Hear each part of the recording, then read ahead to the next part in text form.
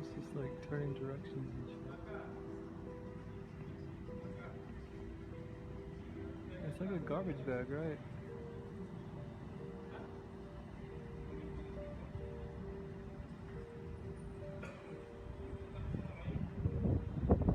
That can't be a garbage bag because that fucking thing's just standing right there. And I can feel the wind. The wind would be pushing in a different direction, but if it's up there, that thing would have fucking turned already, but no, it's going that way. Oh my god, what the fuck is that?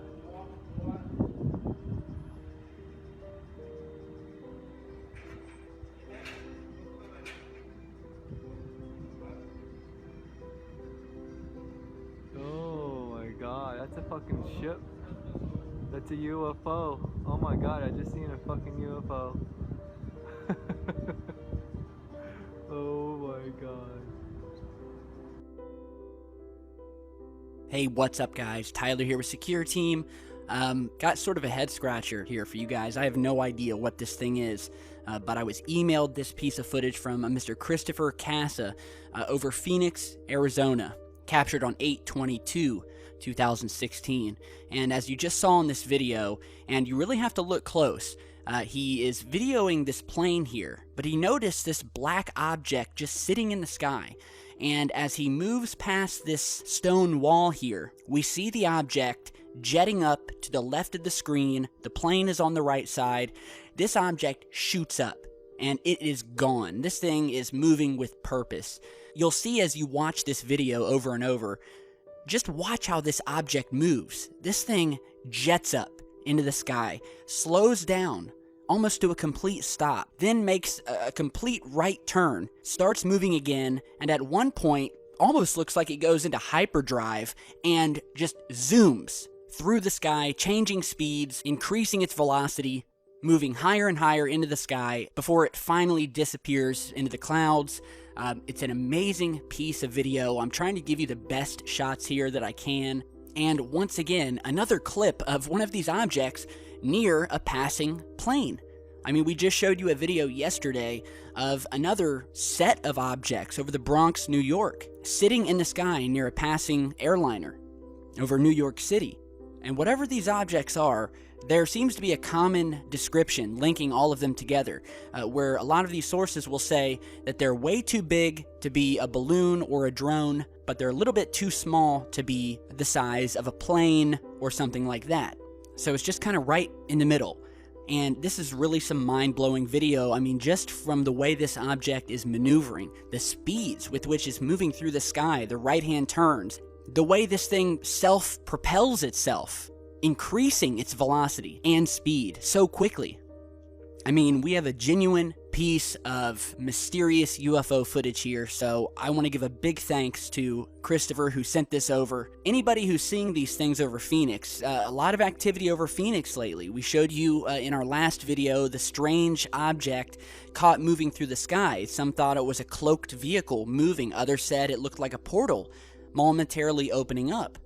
But one thing's for sure, Arizona, and really the entire region of the Southwest, is a haven for UFO activity. We have all of the major underground secret bases there, a lot of military testing, and yeah, awesome piece of video. Now, one thing I want to mention in this video, and this is very sad, and I haven't really seen anything else about it yet, but we've had another death of a UFO researcher, a very good guy. If you remember a few videos back, we talked about the fact that just last month, 2 other UFO researchers were found dead due to mysterious circumstances, all within the same month, within about a 3 weeks time span. And it would seem like we are dropping like flies. Here is the news article posted by the Bedfordshire on Sunday news website. I will post the link down in the video description.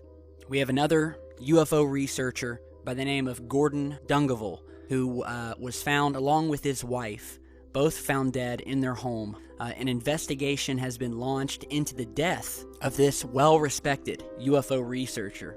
He was 54 years old. He was a member of the British Aerial and Earth Mystery Society. And at the same time, he also cared for his wife Tracy, who was suffering from a debilitating brain tumor. friends of this man have said that this has come as a massive shock. This was a good man here who was taking care of his wife, and one of his friends are quoted as saying that searching the skies gave this man relief from the stresses in life. He was a lovely man, honest and down to earth, and he sacrificed everything to look after his wife and gave the rest of his life to this research. So they are investigating the death now, and I would just like to say on behalf of this channel, Mr. Dungavel, we salute you, and my heart goes out to your family. While we're on the subject of UFOs, and before we get to some other really cool information that may allow us to visit other planets in our solar system within minutes or even days. That's right, you heard me correctly. I want to show you guys this image here, sent to me from Niagara Falls, where the source who emailed us in captured a saucer-shaped object moving in the distance, was snapping pictures, went back. Here is the original image here, and as we zoom in here, we can definitely see this metallic, sort of saucer-shaped object. The source, Mr. John McLean, was on vacation, visiting Niagara Falls. He was snapping pictures, and he went back to his hotel later that night, and he stumbled upon this object that was sitting in the background of one of his images. Now, he has ruled out that this was any of the more obvious possibilities, such as a blimp, a bird, or a drone, as he said that he and his family members would have remembered seeing anything like that hovering over the falls at the time that the picture was taken, and none of them do recall any such object. So it really is a mystery. It's a mystery to the source. Here is a zoomed-in version of the object. Whatever this object is, it does look artificial. So kudos to John for sending this over. Now, I'd like you to meet the Mars Space Train. And this is the new concept that could get us to planet Mars in just 2 days. And if you guys remember, we were talking the other day about that new planet that they had found around our closest neighboring star called Proxima b. And everybody was talking about how we were going to get there in our lifetimes, because at the current rate of speed that our spacecrafts that we have now can move at, it would take up to 70,000 years for us to get to this planet. However, NASA, in collaboration with other tech companies, are working on means of travel, new engines, new mechanics that would allow these spacecraft to visit such distances in a matter of years, months, days, and even minutes. So here's this new concept called the Space Train, which would allow us to visit the planet Mars in only 2 days. Now, this concept was recently unveiled by a Mr. Charles Bombardier, who's a Montreal-based innovator, and this space train, as they called it, which is actually called the Solar Express, would be able to shuttle passengers and payloads between planets faster than any existing systems we have today. Now, this is just the beginning, and this space train would move at roughly 1% the speed of light, or about 3,000 kilometers per second, which would allow us to get from Earth to Mars in less than 2 days. And in terms from getting us from Earth to the moon, well, that would only take about 1.5 to 2 minutes. So basically how they're going to get it to these planets at such a high rate of speed is that they're going to put it into space, they're going to start it moving, and the thing will basically never stop. Because every time you stop, you conserve more energy, you need more fuel, so this thing will just keep moving. Also utilizing a propulsion system that would take the form of ion thrusters. And then once out into space, the train would slingshot around other celestial bodies to gain speed without needing more fuel. So it's a really awesome concept, and it just gives you a little bit of an idea of what we have in store for us as it pertains to our travels to the stars, and how one day very soon, and I guarantee you they likely already have the technology to get us through space at a rate of speed that it would be nothing for us to visit a distant planet like Proxima b, which is only 4 light years away. I mean, we've had insiders, former government military insiders, tell us plain as day that the government is hiding these technologies and developed them 40 to 50 years ago. So they may already have it, and, you know, they release this stuff very, very slowly, so we'll just have to wait and see, but pretty cool. Space train. Now, while we're talking about space, I'd like to give you an update on the very mysterious Tabby star. Now, if you don't know, Tabby star is that mysterious star that they discovered that for some reason is losing light, and they can't understand why. And it would appear that there is likely a large artificial structure blocking out up to 20% and more of this star's light from our visibility, and they've basically ruled out all of the natural occurrences that could account for this. They've ruled out that it could be a swarm of comets or another celestial body, because those types of things would not block out 20% of the light, much less in fact. And they've noticed that this star is losing more light every day. It's actually, the rate with which it's losing light has doubled over the past couple of years. And so there's been a lot of talk about an alien megastructure that is possibly being built around the star, possibly to harness its energy. And believe it or not, scientists are not ruling this out. In fact, many mainstream scientists have given credence to the possibility that this could be a massive alien structure because they are stumped. They have no idea what else it could be. They are completely puzzled. Mr. Jason Wright, who is an astronomer at the Pennsylvania State University, stated during a recent press conference that, quote, "I think we have all but abandoned circumstellar explanations, and I think now we're going to have to talk about some bizarre structure in the interstellar medium and stuff like that." This star is a 1 in 300,000 object. People have gone looking for more like this star, and it's the only one. There's no other star that they've found that is losing light like this one. So it's an extremely rare phenomenon, and scientists are puzzled. And the evidence continues to build, giving credence to the notion that this is something that's definitely not natural.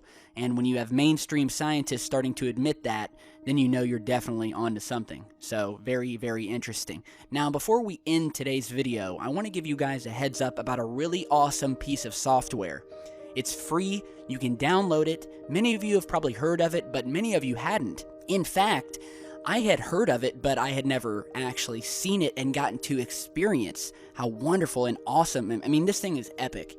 Now, it's called Space Engine, and what it is basically a three-dimensional rendering of our universe. It's a simulator, and it literally allows you to explore all of our universe. I mean, literally, you have hundreds of thousands of galaxies, planets, star systems, all of which you can fly to and visit. You can land on the surface. You can go to their moons. You can spend 24 hours. You can spend all day on this thing, playing around, and it'll still be another 1,000 years before you've visited every single planet or galaxy that you'll find within this simulation. I mean, this thing is awesome. I was playing around on it last night, and for the first time, and by the way, this simulation was built using actual recorded data. All of the catalogs that we have, every recorded celestial body, galaxy, asteroid, exoplanet, star, all of them, you'll find in this simulation. Over 130,000 real space objects. And you can literally explore these planets that you've only heard about written on a piece of paper. You can actually fly to them, their moons, land on the surface. I mean, it's amazing. So it's called Space Engine. It's free, created by a Russian astronomer and game developer. And you've been seeing screenshots of the software here. This is actually what it looks like. You will have a one-way ticket to explore our entire universe. So check it out. I will put the download link to that software down in the video description, and so I highly suggest you guys check it out. So again, thanks for watching. Let me know what you guys think about all this stuff. The UFO sightings featured earlier in the video, the objects jetting up in the sky past the plane. Again, our hearts go out to the UFO researchers who have passed away recently. And yeah, stick around. We've got a lot more coming, and I'll see you back in just a bit. Stay safe, guys.